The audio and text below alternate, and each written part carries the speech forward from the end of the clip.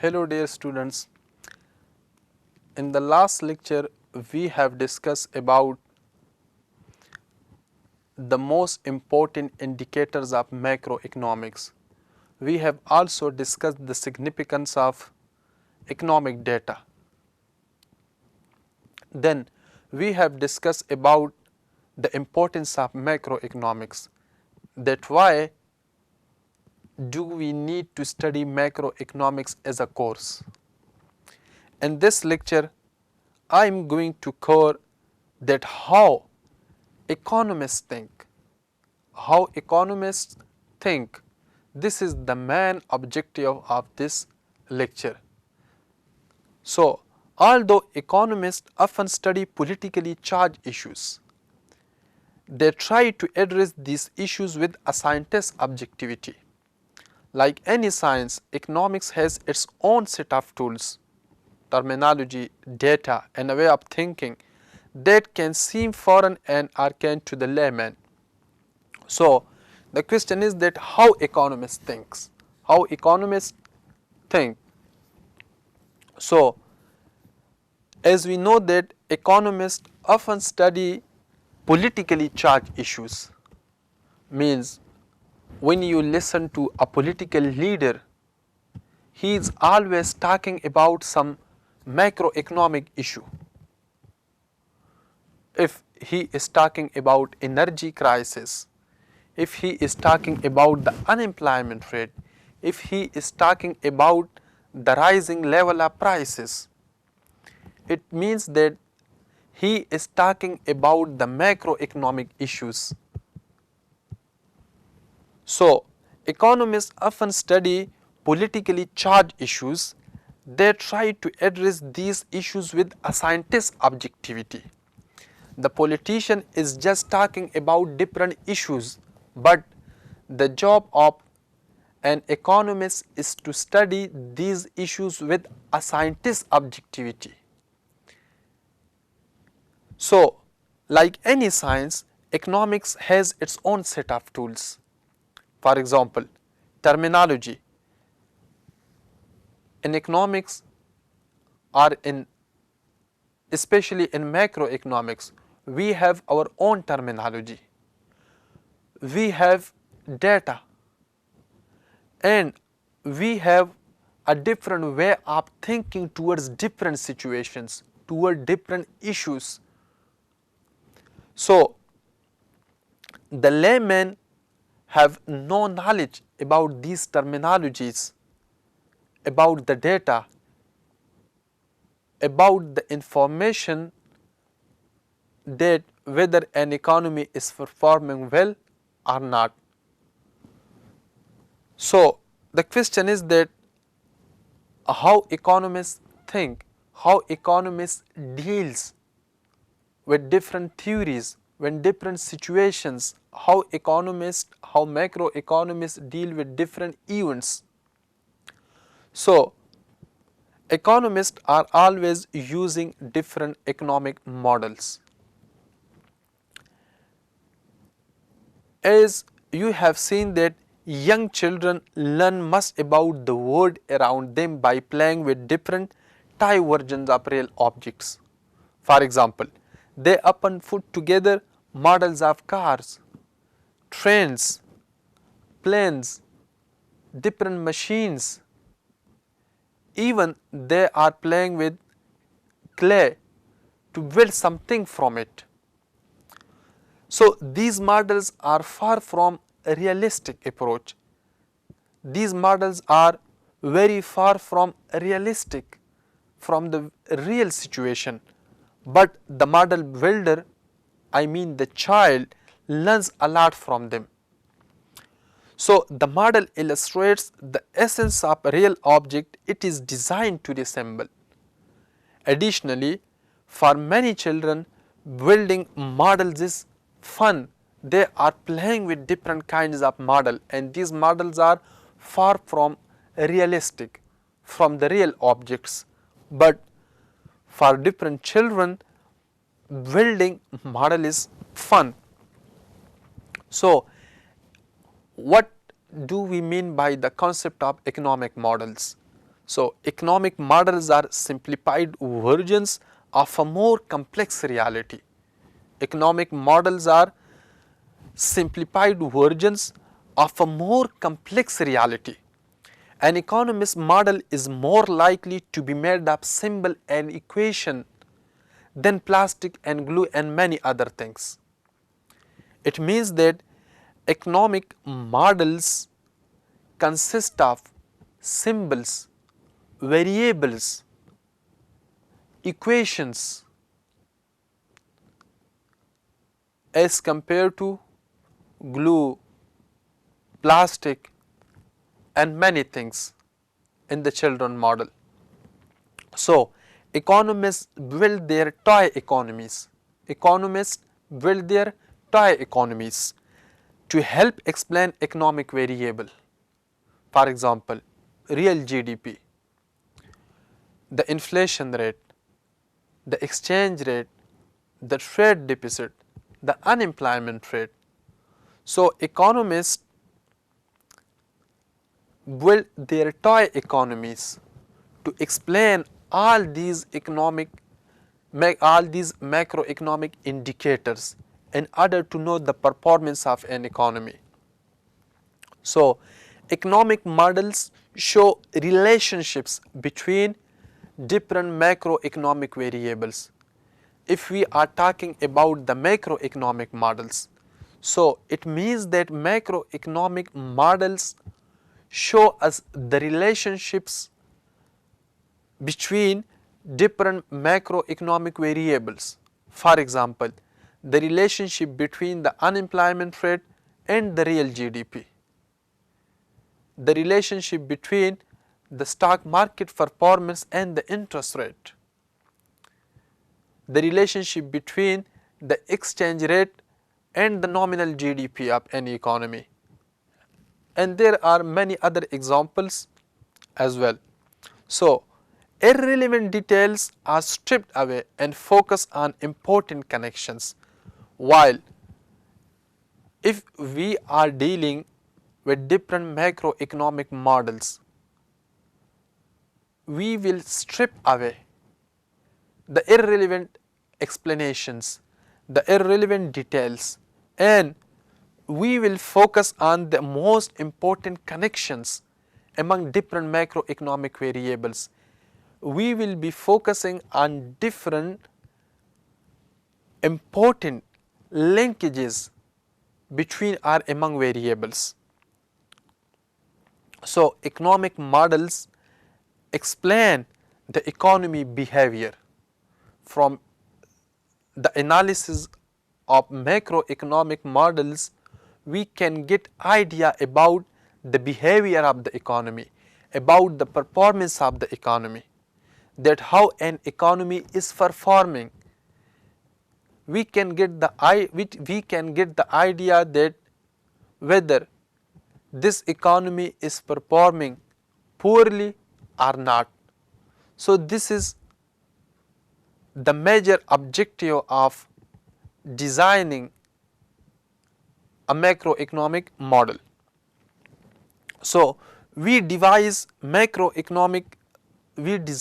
or we formulate or we construct macroeconomic models to devise economic policies in order to improve the economic performance of an economy.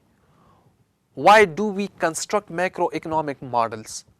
We are constructing macroeconomic models in order to devise macroeconomic policies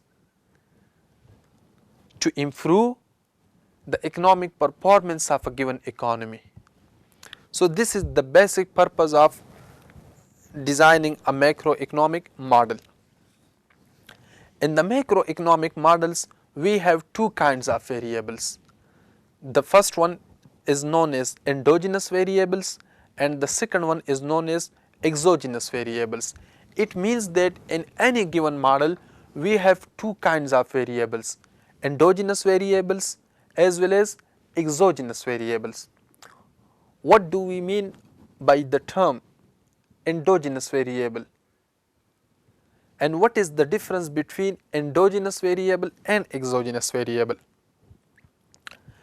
The endogenous variables are those variables that the model explains. The endogenous variables are those variables that the model explains, that the model tries to explain. So we are taking those variables in the model. We are taking endogenous variables in the model, and the model is trying to explain the relationship between them. However, the exogenous variables are those variables that come from outside the model. We are not including those variables in the model. They are coming from outside the model, and they act as input to the model. Although they are coming from outside the model, but they act as input in the model. So, exogenous variables come from outside the market and serve as model input. Exogenous variables come from outside the market and serve as the model input, whereas endogenous variables are determined within the model and are the model output. It means that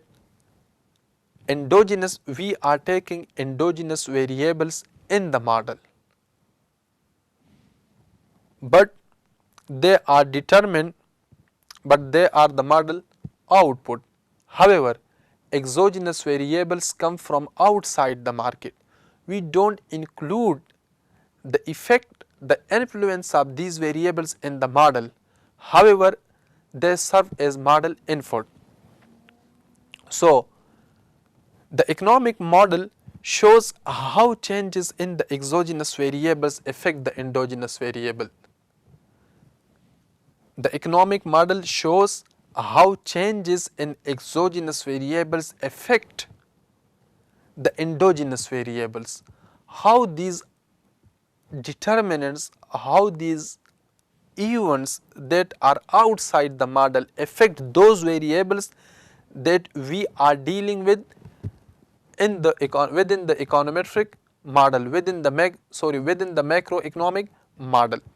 So this is the basic purpose of an macroeconomic model, that how changes in exogenous variables affect the endogenous variables in the model. For example, this is the example of a model, supply and demand for new cars. Imagine that an economist is interested in figuring out what factors influence the price and quantity of new cars. The economist is interested in figuring out that what factors influence the price and quantity of new cars. He will develop a model. This is the basic objective of the macroeconomist, that how the price and quantity of new cars is influenced by different factors. For this purpose, he will design a model. That describes the behavior of car buyers, the behavior of car sellers, and their interaction in the market for new cars.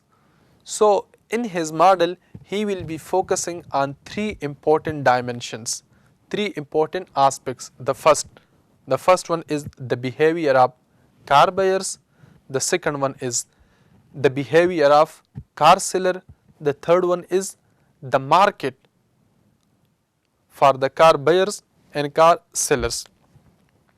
Assumes that the market is competitive. Each buyer and seller is too small to affect the market price. For example, we have a competitive market where each buyer and seller is too small to affect the market price.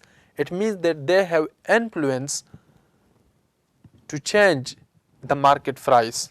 So, in this model, we will incorporate some variables.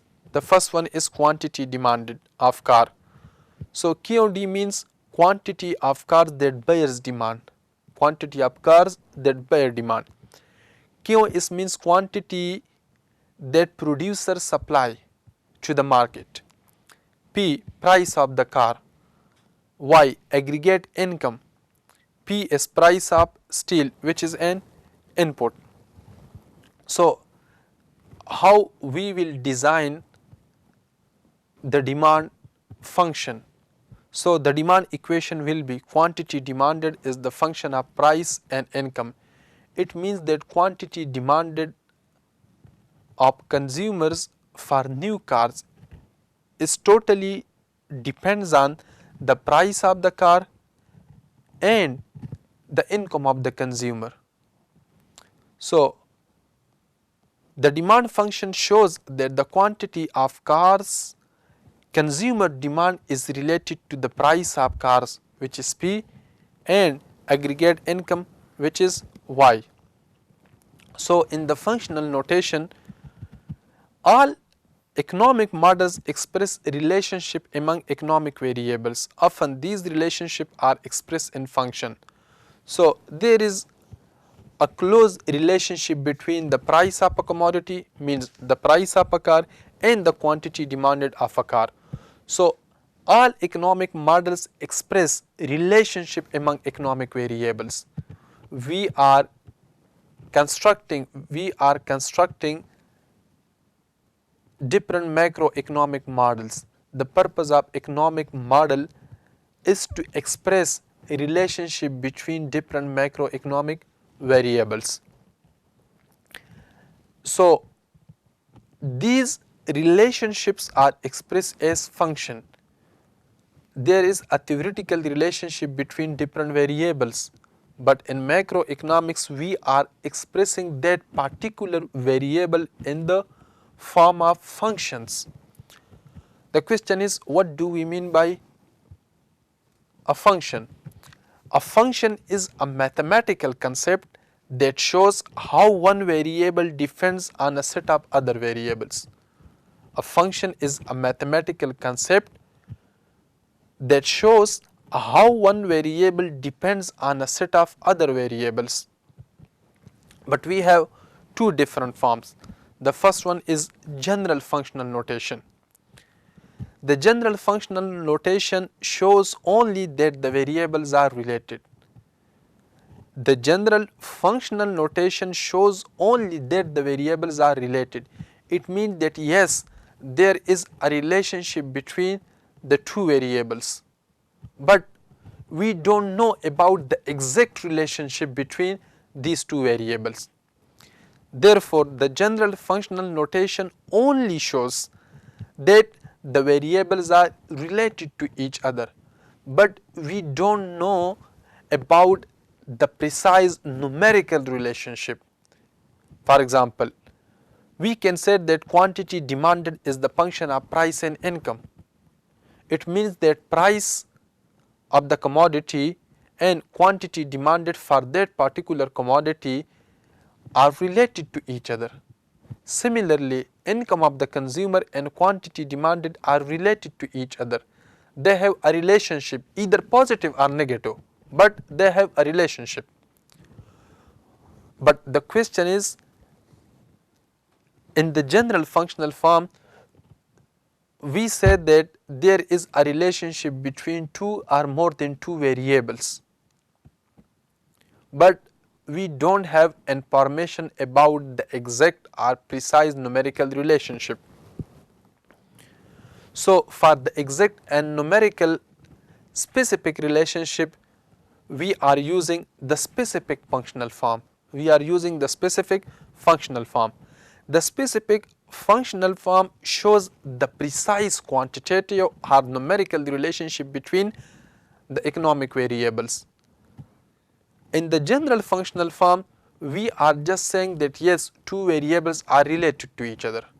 But in the specific functional form, we are saying that yes, they are related, and this is the precise numerical relationship. This is the precise quantitative relationship, that if a one variable changes by some amount, another variable will be changed by this amount. So the specific functional form give us the precise numerical relationship. For example, quantity demanded is equal to 60 minus 10p plus 2y. So we can write the demand function as, now for example, in this equation P is price of the car and Y is income of the consumer. If aggregate income is $10, for example, if the consumer is having $10 in his pocket, that is Y is equal to $10, and the price of new car, which is P, is $2, then the quantity of cars demanded will be 60 units. If the price of a car is $2 and if the consumer income is $10, that particular consumer can buy 60 new cars. Now suppose if the price of new car rises to $3, the original was $2, now the price rises to $3, but income of the consumer remains the same, then the quantity of cars demanded falls to 50 units. If we substitute $3 in this equation, we can get the answer 50 units. It means that that particular consumer can buy 50 cars. In this case, in the first case, he was able to buy 60 cars, but now he is able to buy 50 cars. Why? Because of the increase in price level. However, income of the consumer remains the same. So this was the basic concept of the function.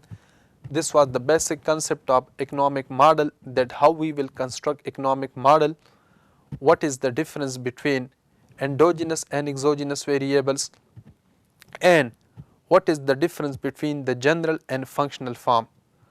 I think you all have idea about these concepts now. If still you have a problem, you can ask me. Thank you so much.